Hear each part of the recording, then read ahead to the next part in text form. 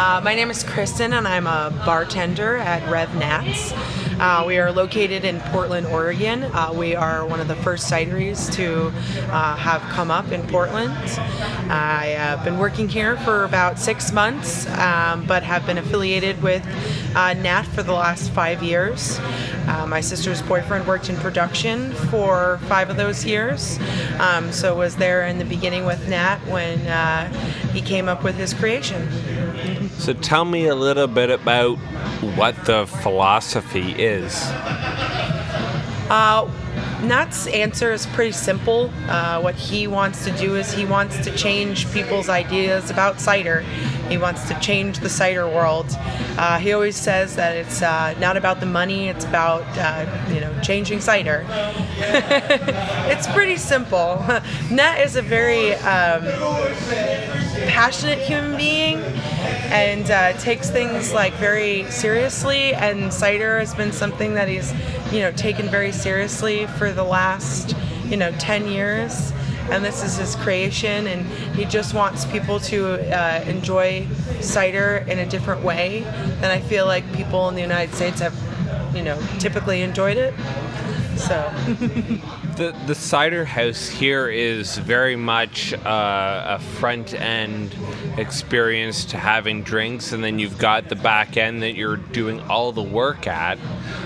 Is that planned? Is that something that people and Nat wants to showcase? Yeah, so the original idea for this space was to just be solely a production space, but the need and want for a tap house came obviously relatively quickly. He's not necessarily into showing the sort of like the process. We are expanding actually. We do have a new facility still in Portland.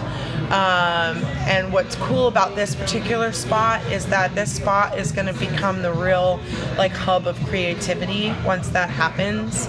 It's kind of going to go back to Nat's first space essentially, when it was smaller and we only had 3 tanks and not 9. And so it's going to be a very large space for him to create and actually really improve upon his idea of making cider different.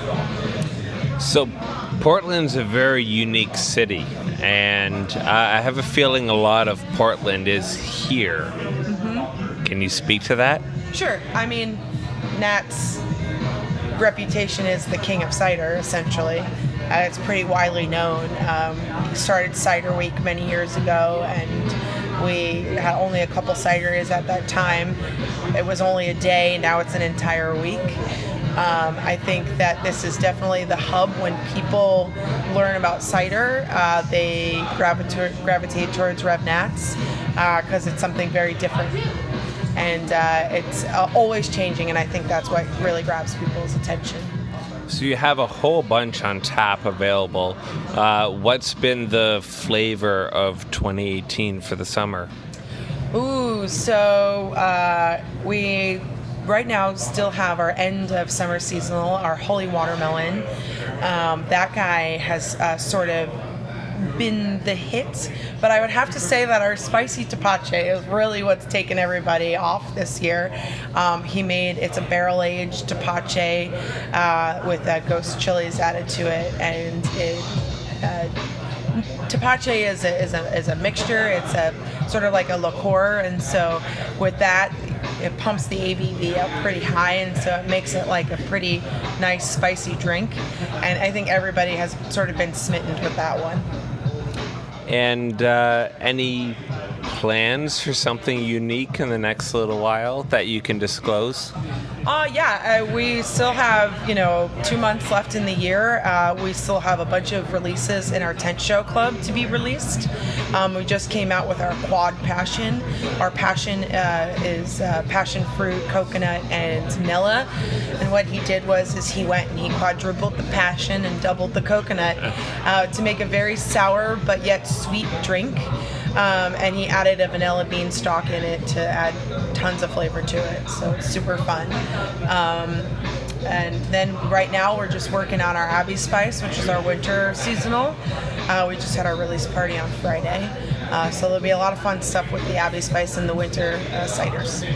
And if you want to find more information about what you do or where you can get it, where do you go? You can just go to revnats.com. Perfect. Thanks so much. Thank you.